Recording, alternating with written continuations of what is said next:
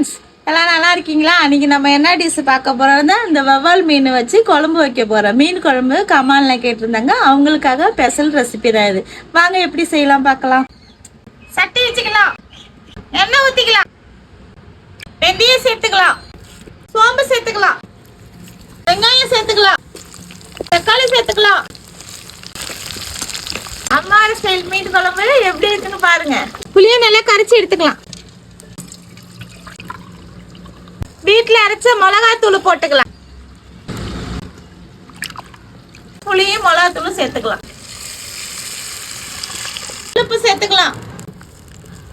நல்லா கொதிக்கட்டும். குழம்பு இந்த மாதிரி கொதிச்சு வரக்குள்ள மீனை போட்டுனுப்பா, அப்பதான் குழம்பு நல்லா இருக்கும்.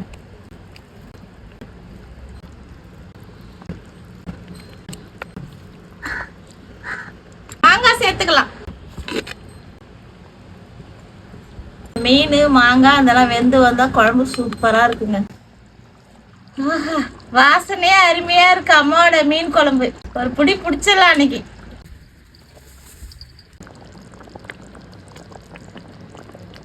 குழம்பு சூப்பரா ரெடி ஆயிடுச்சு. இப்ப இறக்கிக்கலாம். இங்க பாருங்க, இறக்கி வச்ச பிறகு கொதிக்குதுன்னா அது மண் சட்டியோட ஸ்பெஷல் தான்.